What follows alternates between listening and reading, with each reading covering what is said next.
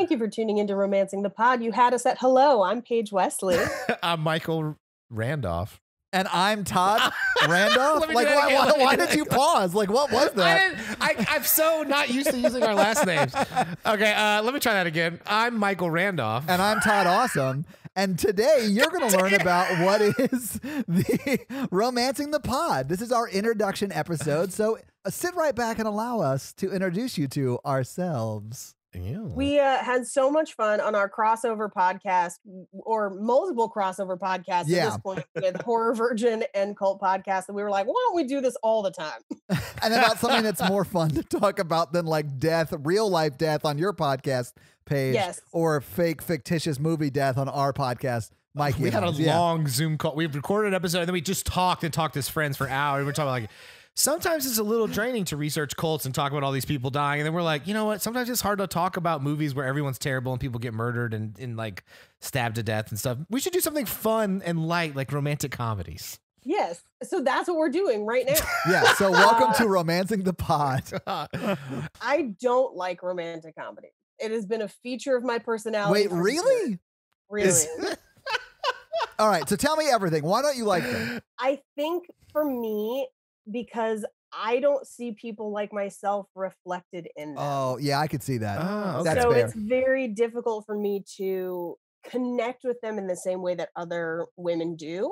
My mom doesn't like romantic comedies. And I think a lot of women use these movies to kind of connect with other women, and especially their moms sometimes. Like, this is something that a girl would go see with her mom, and that's I can see that. something they share. That's a really good point. Yeah. That's not the relationship my mom and I have. We went and saw Scorpion King together, and we're perfectly happy doing it.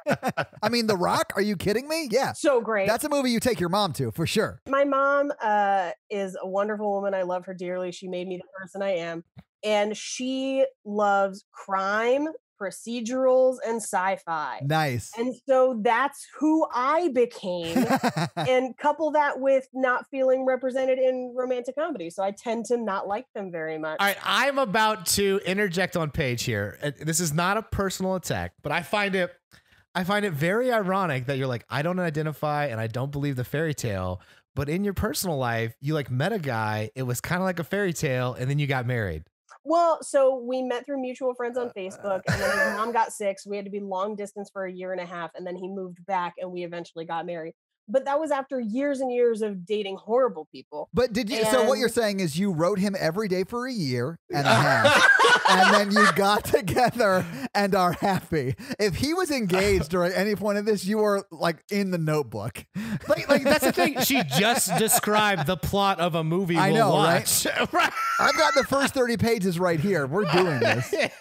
I think more of what I mean by like don't identify is like, especially as like a teenager or when I was younger and single, I would look at these movies of these like conventionally attractive, normal people who were like, there's just no single guys. I'm like, bitch, walk down the street. I know. Yeah. There are loads of single guys. I was one of them for a long time. Try being fat and sarcastic and make this movie happen. It's not going to happen for you.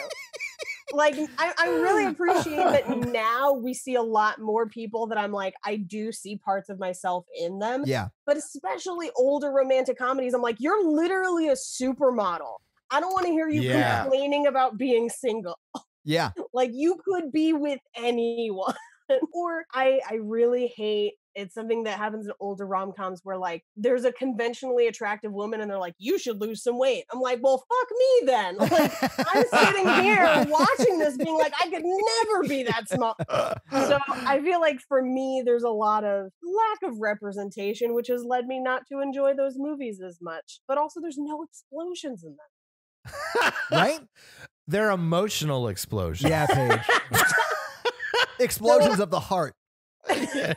Both of you like rom-coms. Yeah. Why do you like them? Todd, do you want to go first or me? I mean, I think I probably should go first. Okay. But because I feel like yours is going to be ridiculous. But I am like, I don't know. I'm just like an overly romantic, silly, sad person. And I like rom-coms because I like the comedy part of it, clearly. I feel like that's something you probably like too, Paige.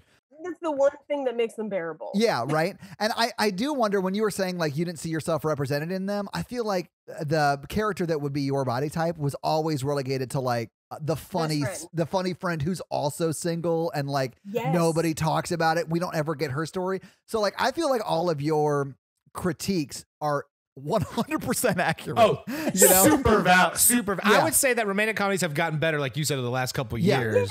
Yeah. But for me, like, you know, I wrote you Every Day for a Year that I referenced, or, you know, You Complete Me. Yeah, You Complete Me. You Had Me at Hello. Like all of these things. No one should ever complete you. They should compliment you. If someone completes you, that's codependent behavior that you should be worried about. Yeah, absolutely. Well, we'll probably cover a lot of that in some of these episodes. I don't know. It just makes me like sad, and I cry, and like I am like the kind of guy who will cry at any movie. Like I cried at The Blind Side with Sandra Bullock, which is not a rom-com, but like at the end, I like sobbed through the last 30 minutes of that movie. So like I remember going on dates in high school to these movies, and the girl I would be there with would be like looking at me like, "Why are you crying so much? What is happening?" It's too emotional. Anyway, but I like them for that reason though. But I do feel like, Paige, it's very unrealistic. Like in real life, I can't tell you how many times someone would like break up with me or whatever, and then I'd be like, oh, she'll come back. She'll realize she was wrong. I'll just walk away, and when I get 10 steps away, she'll come running after me. And that never happens. It never happens, Todd. It happens when you start dating someone else, then they show up. Well, that I did learn too, yes. But Mikey, tell them why you like romantic comedies. Okay. Well, and Todd, you should say that you're in a committed, serious relationship. I am. I think in this podcast, our relationship statuses matter where we're coming from. Yeah. And Mikey, also, when we started the last podcast, and I realized you weren't a host yet on that podcast, I had just been cheated on, and I had just moved from California back to Nashville. So I'm starting this podcast at a very different place relationship-wise. And if you listen at the beginning of the Horror Virgin till now, you can see like this evolution of maturing from being like super mad and angry at women because my last two girlfriends cheated on me for whatever reason. And then, you know, as you can tell episodes in when I meet Natalie, and then like when we start dating, and then when like I like mature into this like happy, committed person. Anyway, yeah, it is pretty funny. But Mikey, so yeah, you are not in a happy, committed relationship. You are single, right, Mikey? Let's get into it. Yeah, thanks for that segue. I appreciate it. Yep, good. I am single right now. I went through a bad breakup last year, as Todd knows, because I talked about it nonstop. Yeah, I'm an emotionally driven guy, Absolutely. Which is kind of rare. I'm a mental health professional. So I talk about feelings. I'm okay with that. So a little backstory. I didn't really start dating much until I was 30. So I was kind of a late bloomer. I was way over 300 pounds. And then like when I was 29, I was like, okay, I've got to be more vulnerable. I need to like take care of myself. I made a lot. I want like deeper relationships and friendships. And I made a big self-improvement kind of thing. And I lost like 75 pounds, and I like started being more vulnerable, and I started dating, getting more attention. So I felt like I'm like 10 years behind everybody in general. So that's a key, but I've always been a hopeless romantic. Same, Mikey, 100% right. Same. Yeah. And I'm like you, Todd. I'll cry during movies and things like that. Yeah, I do cry no matter, like even in bad movies. I cried during Star Wars Episode 1. So like, you said people gonna tear up. Yeah, I cried when he left his mom. Oh, I had this like, I was like, someday I'm gonna have to leave my mom, because I love my mom. Who doesn't love moms? Yeah. And then Paige murdered a whole Sand People village and younglings and all the younglings. Yeah, absolutely. So I started late. I'm a super hopeless romantic. I'm very thoughtful.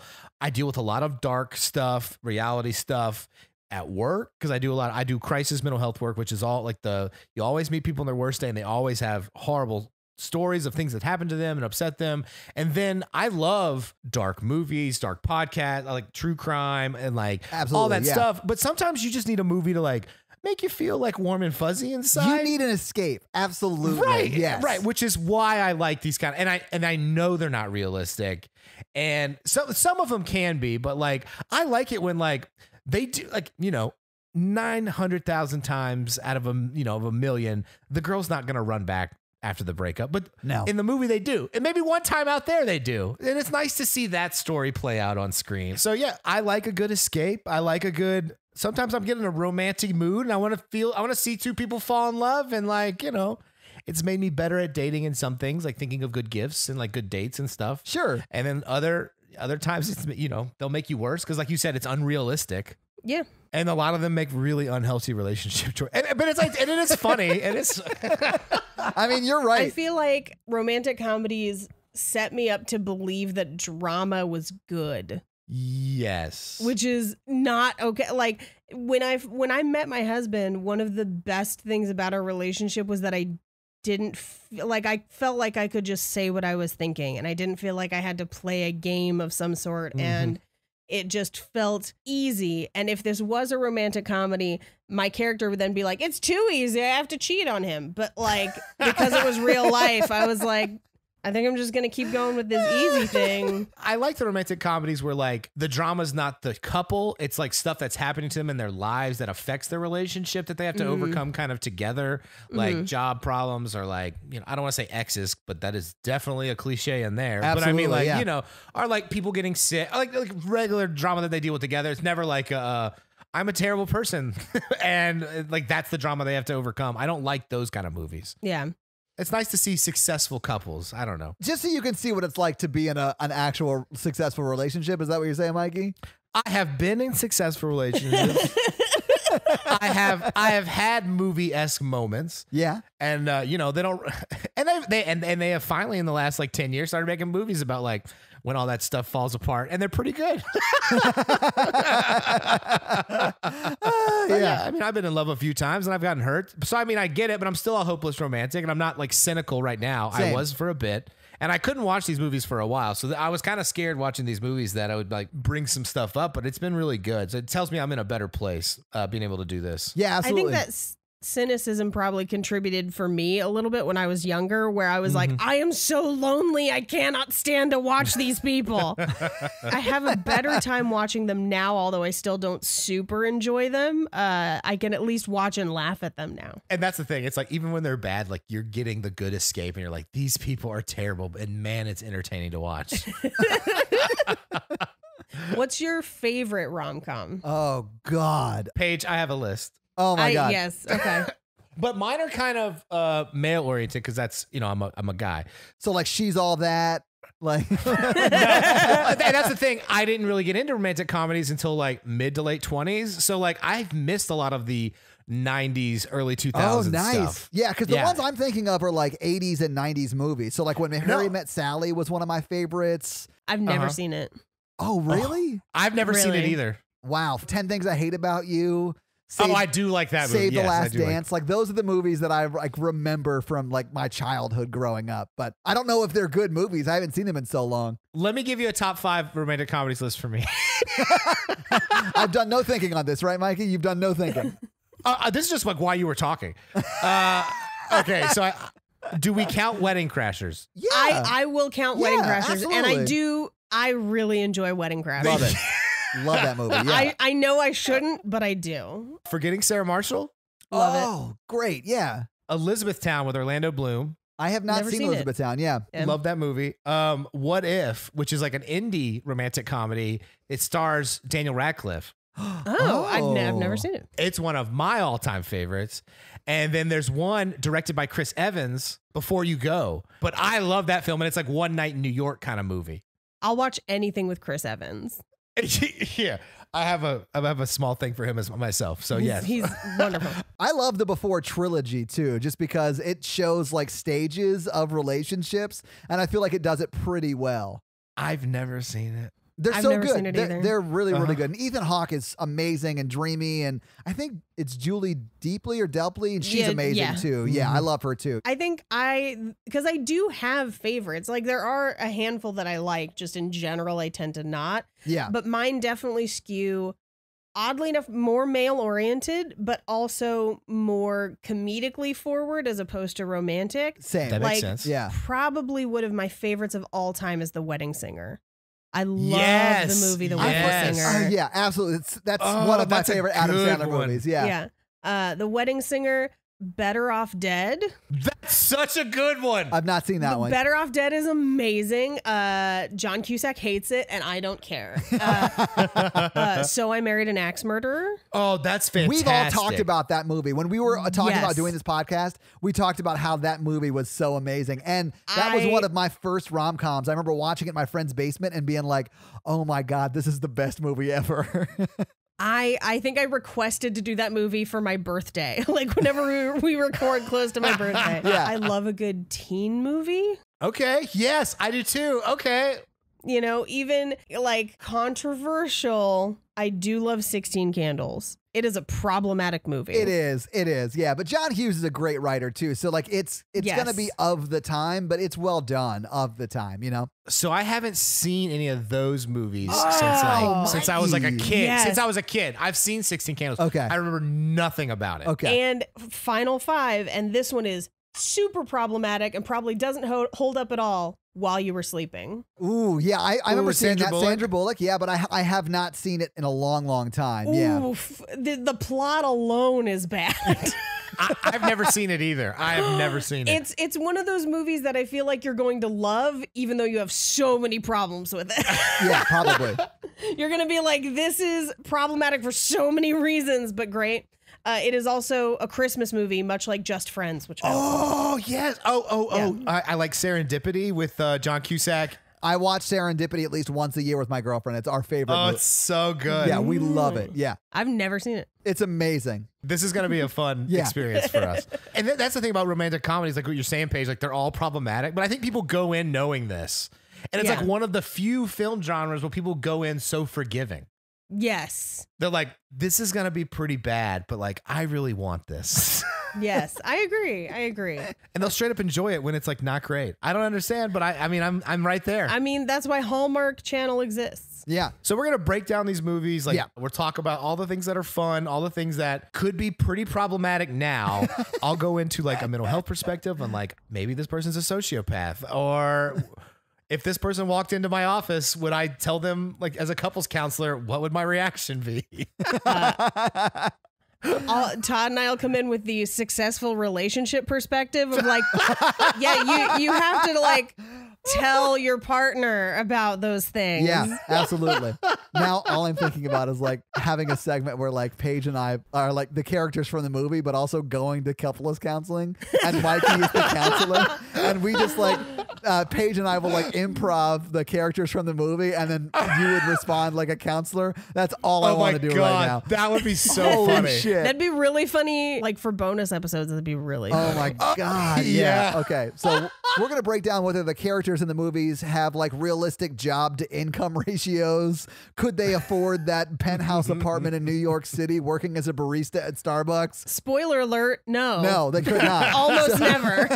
So we're going to be talking about that kind of stuff. We'll talk box office and other like funnish type facts and stuff like that as well. And then we'll, just have some fun. So it will be sort of a weekly thing. We'll give you homework to do by watching this movie, and then we will discuss it. Yeah, I'm super excited I about it. can't wait, man. It's going to be so much fun. I'm already having fun, so it's good. Same. So guys, check out our bunch of episodes. Like there are 5 episodes right now for you to go binge. So go binge them. Leave us a rating and review. If you want to follow us on social, we are at Romancing Pod Show. Romancing the Pod Show. Romancing the Pod Show. We just got it set up. So it's Romancing the Pod Show on all the social platforms. Yes. And yeah, just go follow us, give us a rating and review, all of that stuff. Tell your friends and just have some fun with us. It's going to be a lot of fun. I cannot wait. We've recorded 1 episode already, guys, and it was fucking fire. I'm excited. I'm so excited for the next one we're going to record. I know. I'm like, I can't wait So to- many thoughts. Yeah. So guys, we'll see you in our first episode, and then Forever. You guys complete me. all right, guys, so go binge our first episodes. Bye.